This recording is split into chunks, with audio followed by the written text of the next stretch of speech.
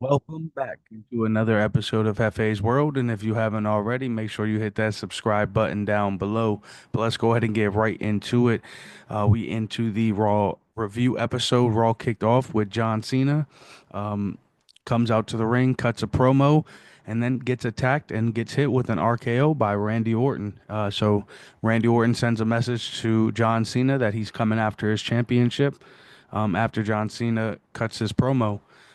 So we can't wait for that feud. One last feud with Randy Orton, going to be epic.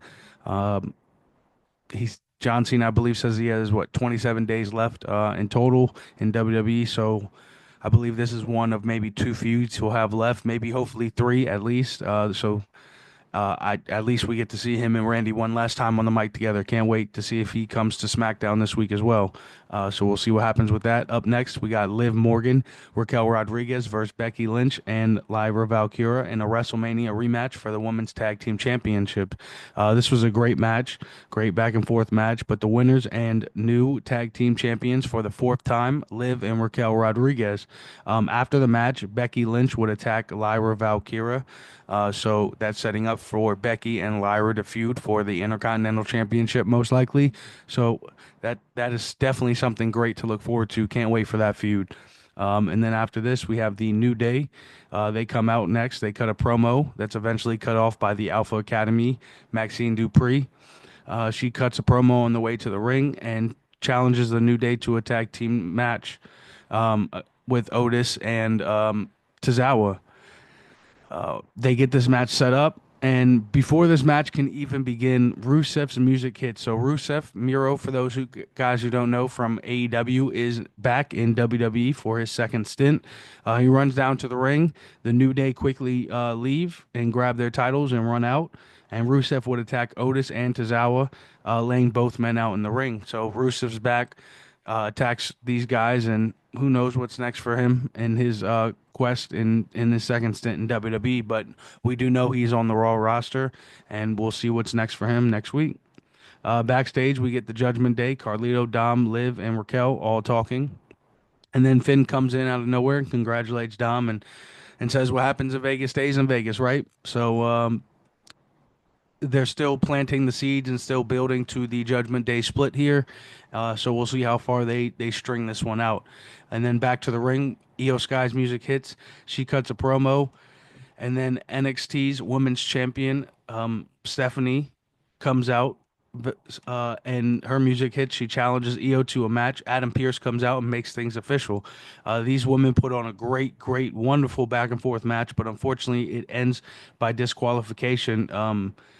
Gilia appears and attacks Stephanie. Well, I'm sorry. Before that, Roxanne Perez hits Io Sky first, and then the winner by DQ is, of course, Io Sky, and then Gilia would appear and attack Stephanie. They both would attack each of the women, and then Rhea's music would hit, and she would clear the ring of everybody for the most part. So we get a lot of NXT women debuting and making their presence on the main roster this week. It was a great showing from Stephanie. Can't wait to see her back on the main roster and what's next for her. Um, but after all these women leave, Rhea would grab the women's title and she would hand it back to Io Sky, whispering that she's coming for the championship. But again, can't wait to see these three women from NXT on the main roster. All of these women put on a hell of a show from the NXT pay-per-view this past weekend. So if you guys didn't watch that, make sure you go check that out for sure. And make sure you guys check out NXT on Tuesdays. But then after all this, we get a video package of Jay Uso, followed by Jay Uso coming out to the ring. He cuts a wonderful promo, and that's followed up by Sami Zayn coming out to the ring. Sammy cuts his promo, and they celebrate together. And then Big Jimmy Uso comes out, and they all three celebrate together. And then they all leave the ring. This is followed by a backstage segment with AJ Styles getting interviewed that is interrupted by Karrion Kross. So we have a continued feud with Karrion Kross and AJ Styles. So we'll see where this goes and what this leads to next. Back from a commercial break, Gunther is seen yelling at Michael Cole and Pat McAfee. He ends up pushing Pat McAfee and then tries to attack Michael Cole. This leads to Pat McAfee defending Michael Cole. Um, as Pat McAfee's trying to walk away, Gunther would come up from behind him and put him in a sleeper hold. We see a couple of Pat McAfee's buddies trying to step in and help him out. A bunch of security holds them back and tries to break up Gunther and Pat McAfee. Um, After all this, we are seeing Pat being taken to the backstage area and being brought into a trainer's room. And then Michael Cole's being told to take the rest of the night off by Adam Pearce. But Michael Cole says no and goes right back out to get it done with Joe on the commentary table. Dominic Mysterio's music eventually hits, and he heads to the ring for his match with Penta for the Intercontinental Championship. Dom is headed out to the ring with Finn and Carlito. So Finn is still accompanying Dom and still sticking in for as of right now. However, this match ends with JD McDonough returning and helping Dominic Mysterio retain his Intercontinental Championship. After this match, a video replay of El Grande Americano's WrestleMania win is shown, and then back to the ring. Seth Rollins' music hits, and he comes out to the ring. Paul Heyman gives him a microphone, and Seth cuts his promo. CM Punk's music would hit, and he will come down to the ring and immediately attack Seth Rollins. And then he would try and turn his attention to Paul Heyman. However, Seth would get back up and defend Heyman and attack him and hit him with the curb stomp. Heyman would then cut a promo as Seth Rollins stands tall over CM Punk. Roman Reigns' music would hit, and then he would get into the ring. He would spear Seth Rollins, hit a Superman punch on Paul Heyman.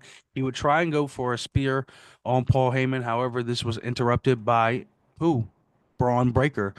So we do have a new Paul Heyman guy here on the horizon as Braun Breaker spears Roman.